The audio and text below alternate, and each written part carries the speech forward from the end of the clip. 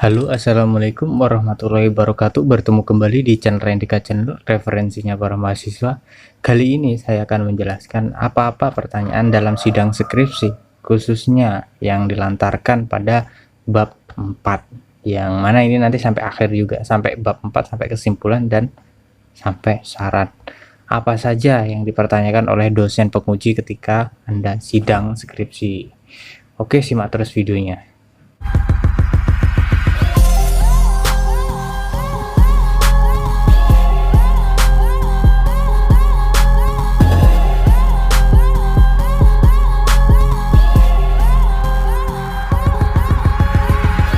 Pertanyaan pada bab 4 yang pertama yang sering ditanyakan itu apa hasil dari penelitian Anda? Hasil dalam penelitian itu maksudnya bagaimana? Hasil dalam penelitian Anda misalnya dari rumusan masalah kan sudah dipertanyakan ya. Rumusan masalah itu mencakup atau fokus masalah Anda itu mencakup A, B, dan C misalnya. Rumusan 1 A tentang apa, rumusan 2 tentang apa. Nah, itu jawab saja secara ringkas. Misalnya, apa pengaruh dari A, apa pengaruh dari B, apa pengaruh C. Jawab aja di situ. Dalam jawabannya itu dari hasil penelitian, jawab aja secara global atau secara, kalau diminta secara ringkas ya secara ringkas. Itu Anda ungkapkan. Ungkapkannya itu tidak harus Anda itu membaca, tidak harus Anda itu melihat. Ungkapkan secara Anda harus tahu hal itu. Makanya kan kalau dalam penelitian ketika Anda sudah mengungkapkan hasil dalam penelitian Anda, itu dianggap sudah selesai sudah dalam sidang itu. Karena Anda sudah mengungkapkan dengan detail. Biasanya yang membuat terjadi sebuah masalah ketika dia dalam sidang skripsi dia mengungkapkan hasil penelitian itu masih bingung, masih mencari halamannya dan juga masih membaca. Nah, hal ini akan mempersulit dirinya sendiri karena dia nanti akan mendapatkan sebuah pertanyaan-pertanyaan yang dikejar terus. Bisa pertanyaan itu kembali kepada rumusan masalah lagi, bisa pertanyaan itu kembali lagi kepada ke bab 2, bisa lagi pertanyaan kembali ke bab 3 gara-gara hasil penelitian yang kacau balau. Nah, itu harus Anda persiapkan betul-betul kalau Anda menjawab tentang hasil penelitian Anda. Lalu pertanyaan yang kedua yang sering diungkapkan oleh penguji yaitu apa kesimpulan dari penelitian Anda. Kesimpulan ini yang tadi misalnya setelah Anda ungkapkan dari hasil penelitian Anda yang begitu banyaknya, Anda ungkapkan dari A, B, dan C itu banyak sekali ya, itu nanti Anda akan mengungkapkan tentang kesimpulan. Kesimpulan itu ambil hal ringkasnya saja. Jadi pengaruh ada pengaruh misalnya seperti itu. Misalnya penelitian Anda adalah kual itu tadi kesimpulan itu ya berupa rangkuman yang dari hasil pertanyaan dari rumusan masalah Anda. Di situ aja sudah menjawab, itu sudah hal-hal tersebut.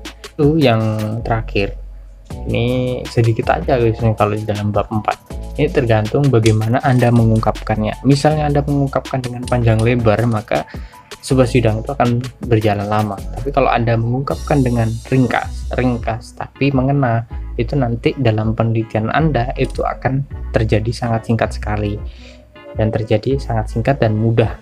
Yang terakhir yaitu apa saran dari Anda tentang penelitian Anda misalnya seperti itu. Walaupun saran Anda itu sudah tertulis di dalam skripsi ya, misalnya ditanya apa saran dari penelitian Anda, itu walaupun sudah tertulis dalam skripsi, itu jangan semata-mata Anda membaca, tapi ungkapkan saja misalnya saran saya dalam penelitian yang selanjutnya ini bisa lebih mengembangkan kembali misalnya seperti itu untuk penelitian-penelitian selanjutnya.